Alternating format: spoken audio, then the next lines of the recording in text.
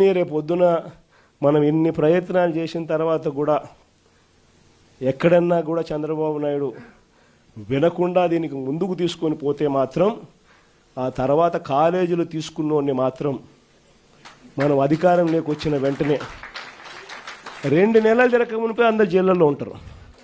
ఆ కాలేజీలు తీసుకున్న వాళ్ళు మాత్రం.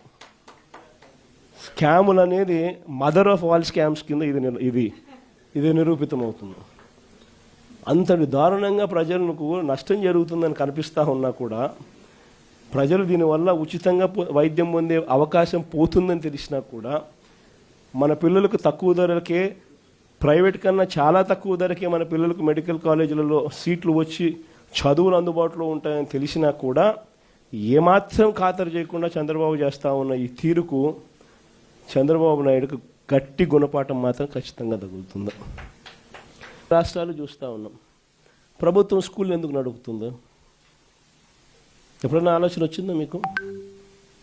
ప్రభుత్వం ఎందుకు హాస్పిటల్ నడుపుతుందో, ప్రభుత్వం ఎందుకు ఆర్టీసీ బస్సులు నడుపుతుంది?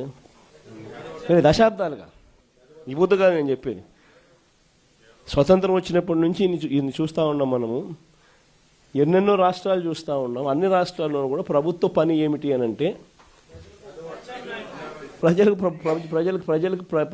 ప్రభుత్వ పని ఏమిటి అని అంటే ఒకవేళ ప్రభుత్వమే స్కూళ్ళు నడపకపోతే, ప్రభుత్వమే ఒకవేళ హాస్పిటల్ నడపకపోతే, ప్రభుత్వమే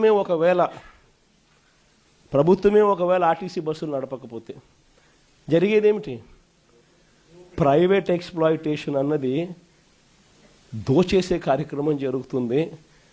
పేద మధ్యతరగతి ప్రజలు పూర్తిగా కూడా ఏది కూడా విద్య కానీ, వైద్యం కానీ, పబ్లిక్ ట్రాన్స్పోర్ట్ కానీ ఇవేవి కూడా ప్రజలకు అందుబాటులో లేకుండా పోయే పరిస్థితి ఉంటుంది. వాటికి చెక్ పెట్టడం కోసం ప్రభుత్వం ఇవన్నీ కూడా తాను ఇన్వాల్వ్ అయి తాను నడిపే కార్యక్రమం చేస్తుంది. ఇది మనకు అందరికీ కూడా కనిపించే విషయాలు.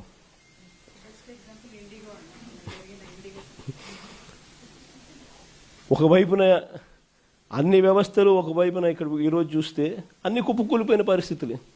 గవర్నమెంట్ స్కూల్ ఎందుకు నడుపుతా ఉన్నది అని చెప్పి అనుకునే ముఖ్యమంత్రి బహుశా చంద్రబాబు నాయుడు తప్ప ప్రపంచ చరిత్రలో ఎవడు ఉండడు. గవర్నమెంట్ హాస్పిటల్ ఎందుకు నడుపుతుంది అని చెప్పి అనుకునే మనిషి ఒక చంద్రబాబు నాయుడు తప్ప ప్రపంచ చరిత్రలో ఏది ఉండడు. మనం ఉన్నాం కాబట్టి ఆర్టీసీ కనీసం బతికింది. కార్మికులందరినీ గవర్నమెంట్లో విలీనం చేశాం కాబట్టి. మనం విలీనం చేయకపోయింటే చంద్రబాబు నాయుడు గారు కానీ వచ్చిందంటే ఆర్టీసీ కూడా ఈ పాటికి అమ్మేసి ఉంటాడు. మొన్నేదో ఆశ్చర్యకరంగా ఆయన నోట్లో నుంచి విన్న పోలీస్ శాఖను కూడా ప్రైవేటైజ్ చేసే కార్యక్రమం చేస్తున్నాను నేను. అసలు ఏ స్థాయిలోకి వస్తున్నాడు అని అంటే, లా అండ్ ఆర్డర్ అనేది గవర్నమెంట్ ఎందుకు నడుపుతుందంటే దానికి కొన్ని కారణాలు ఉన్నాయి. ప్రైవేట్ ఎక్స్‌ప్లాయిటేషన్ ఉండకూడదు అని. స్కూల్ ఎందుకు నడుపుతుంది గవర్నమెంట్ అంటే కొన్ని కారణాలు ఉన్నాయి. ప్రైవేట్ ఎక్స్‌ప్లాయిటేషన్ ఉండకూడదని. హాస్పిటల్ గవర్నమెంట్ ఎందుకు నడుపుతుందంటే కొన్ని కారణాలు ఉన్నాయి. ప్రైవేట్ ఎక్స్‌ప్లాయిటేషన్ ఉండకూడదు అని. బస్సులు ఎందుకు నడుపుతుందని అంటే దానికి కారణాలు ఉన్నాయి. దానికి కారణాలు ఏమిటి అని అంటే పబ్లిక్ ట్రాన్స్పోర్ట్ విషయంగా పేదలు ఎక్స్‌ప్లాయిట్ కాకూడదు అని చెప్పి. అలాంటిది ఈరోజు అన్ని రకాలుగా ఈ వ్యవస్థ ఒకసారి గమనిస్తే అన్ని వ్యవస్థలు తిరోగమనమే. మరి అన్ని రకాలుగా వ్యవస్థలు తిరోగమనం. ఇంతకుముందు అమలవుతా ఉన్న పథకాలన్నీ రద్దు. నువ్వు చేస్తానని చెప్పినటువన్నీ మోసాలు. మరి ఇన్ని ఘనకార్యాలు నువ్వు చేసినప్పుడు కలెక్టర్ల సదస్సులో నువ్వు కూర్చొని మీ పనితీరు బాగలేదు కాబట్టి ఆయన ప్రభుత్వం మీద చెడ్డ పేరు వస్తుందని చెప్పి నువ్వు చెప్పడం అంటే అసలు ఇంకా వాళ్ళంతా పోయి తలకాయ బండకేసుకొని కొట్టుకోవాలి.